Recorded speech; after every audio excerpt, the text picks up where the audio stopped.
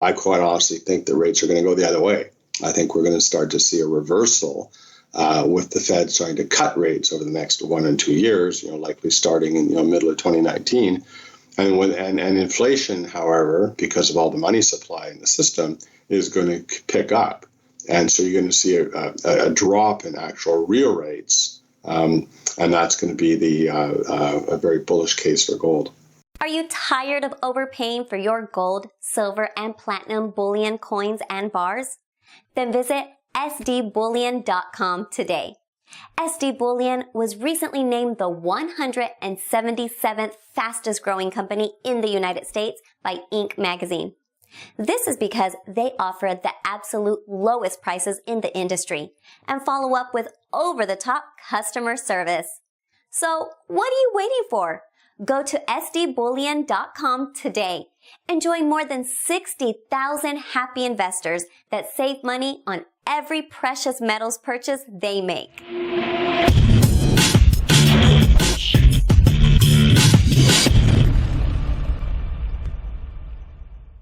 Hey everyone, this is Elijah Johnson with SilverDoctors.com, and back with us today is President, CEO, and founder of First Majestic Silver, Keith Neumeyer. Keith, thank you so much for joining us today. Well, it's a pleasure talking to you today, Elijah. All right. Now, I'd first like to discuss the precious metal markets and how the mining sector is holding up right now. A couple weeks ago, we saw a slight rise in precious metals correlated with a drop in the overall stock market worldwide.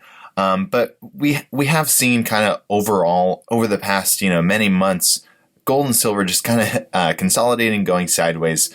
What is your perspective on the current state of the precious metal market and also how the miners have been affected? Well, there's two questions there. One is the metal price and how are the miners reacting. Just from a macro or global scale, the miners are reacting through mostly improving their operations. Bringing in technology. The whole mining space is going through quite an interesting change. We're noticing. Today, well, not just today, but, going back the last 5 years, where there's a lot of young into this sector. And, these young people are, mid-20s, electrical engineers, chemical engineers, guys and girls that are coming to the sector with really interesting ideas and ideas of change. And I'm very, very optimistic of the mining sector over the next 10 years. I think it's going to be dramatically more efficient, going forward, just as a function of bringing in new methods and new technologies. And, we saw that in the United States oil and gas sector, due to fracking. Now the U.S. is, self-sufficient on oil, which, 20 years ago, no one would have actually, thought that was even possible. Yet it occurred, through the use of technology. So, we're seeing technology really have effect in some really important areas of our lives and our industries, which is a fantastic thing. And so that's how the mining sector is reacting to current prices. Because we know if you look around the planet, there's less copper, less zinc, less lead, less silver being produced on a worldwide basis than there was 4 years ago, and that's a result of low prices. Because the margins aren't there to make the necessary investments. To continually expand production. So production is going south, rather than north. So, going to the metal itself, or the metals themselves, yourself, the big trade right now is, short emerging markets, short everything other than the U.S. Go long gold. I wish go long the U.S. dollar. Go long S&P, go long NASDAQ. And a lot of funds, a lot of people are making a lot of money on that trade for the last couple of years. And when that trade stops working, then it'll change. And I look at this market today very similarly as I do to the market back in 2001, where we topped out on the NASDAQ, due to the NASDAQ or the internet bubble at that time. And, I think we're just seeing another bubble that's repeating those similar types of years. And over the next 2 to 3 years, I'm expecting major corrections in the big U.S. markets, and that's going to then all that money, as far as I'm concerned, is going to start flowing into the resource sector. Now, with respect to the recent Fed rate hike, and it seems like, obviously we don't know what's going to happen in the future, but the Fed kind of hinting that there will probably be more rate hikes in the future. How do you think that impacted the precious metal sector? Well, I think from a headline perspective, it's definitely putting some pressure on it, because there is a view from a headline perspective that as rates go up, gold must go down. But, that's that's really not true, because it's really based on inflation. It's your real rates that actually affect gold. So the difference between inflation and your interest rate, your 10-year treasury, is actually your real rate, and that rate. A lot of pundits out there. You listen to CNBC, you listen to other analysts, and there is a view that rates are going higher, and inflation is somehow curtailed, by the central banks. So if that's what the trade thinks, or the hedge funds think, then of course they're going to be short gold and long treasuries, or long the market. I mean, so but I don't believe it. I personally think that inflation is going higher, and I don't think rates are going much higher either. I think rates are topping out, as we're seeing. I don't think the governments, the central banks, can afford to take rates up too much higher. The interest on the U.S. debt was the highest ever paid. Just last quarter, I think it was over $500 billion in interest payments they paid, which is an extraordinary amount of money, obviously, for a government to pay out in interest, and if rates continually go higher, and of course their debts are going higher because they don't stop borrowing money, it's not a very, very good situation. So I quite honestly think that rates are going to go the other way. I think we're going to start to see a reversal with the Fed starting to cut rates over the next 1 and 2 years, likely starting in middle of 2019. And inflation, however, because of all the money supply in the system, is going to pick up. And so you're going to see a drop in actual real rates. And that's going to be a very bullish case for gold. Really interesting, because, I've heard that also from other guests I've had on, that, the Fed is hinting at higher rates in the future, but really what they're going to do is reverse and possibly even do like more quantitative easing, cutting rates, more easy money policy. And if that happens, what is your perspective on what could happen? I mean, obviously that would be very bullish for precious metals. The stock market has been reacting negatively we saw a pullback to the announcement of more rate hikes and stuff. But if we saw a reversal, would it be to the moon for the stock market as well? I don't think so. I think that people are going to start to figure out that the U.S. dollar is overvalued, and these markets are very cyclical. They go in trends, right? And so the trade has been buy U.S. dollars, buy U.S. assets, and it's worked really well. But it's really hurt everyone else on the other side of the trade, because you've got all these emerging markets, and everyone knows, we all read what's going on in virtually every country outside the United States with depressed currencies, and all their debt is denominated in U.S. dollars, and it's really putting a lot of pain on the rest of the world. So how long can the planet sustain this type of a situation? We're going to have major calamities around the world. We're going to have governments collapsing. It's just going to get really ugly if this U.S. dollar continues to go higher and stays higher for much longer. It's going to be a very, very serious situation. And you could look at events going back over the 20 years where we saw many currency crises around the world, which caused major stock market corrections in the United States. And because the U.S. is tied into all this, it is a global economy, so you can't have dozens of countries around the world in extreme pain and collapsing, and just have the U.S. absolutely immune by it. So far, the U.S. has got away from it, but there's an end to all of that, and it's just a matter of when, because no one's got a crystal ball. Moving forward here, getting back on precious metals. You've talked about the gold-silver ratio on our show before, and you've said that it should be more like 9-1. What are your thoughts right now, if you want to give us an update on it being over 85-1 right now? It takes about 85 or more ounces of silver to purchase 1 ounce of gold. So what is your perspective on why it's so out of whack, and why do you think it's going to 9-1? Yeah, well, it's out of whack because of the trade. I listen to read analysts, listen to analysts, and it's this short emerging markets, short metals, short miners is still a trade that's worked really well. And so you've got all the hedge funds on one side of that trade. That's why First Majestic has its largest short position ever in the history of the company. The whole, there's multiple miners that I know of that have record short positions. Silver, gold have record short positions.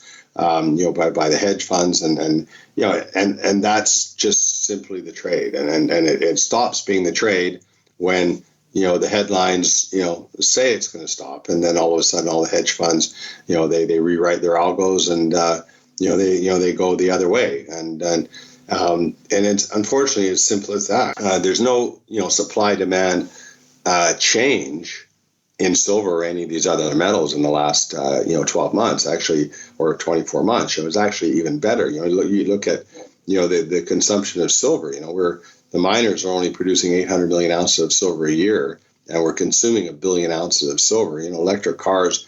VW just came out and said we're going to have every single automobile in our fleet to be, or our model line to be electric by 2030. And Audi just come out with their first model a couple of weeks ago, and this ball's rolling. Like, we're getting off fuel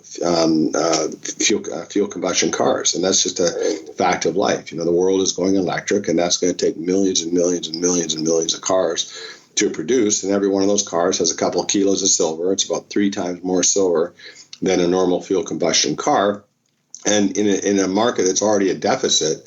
I don't know what's going to happen, but we'll see. Price has to go up in my view. And, solar panels, we consume 90 million ounces of solar panels, or 90 million ounces for the solar panel industry in 2017, a record high. And in a market where a miner's only producing 800 million ounces a year, and there's one buyer, a new buyer, only in the last 5 years, has now taken over 12% of that market.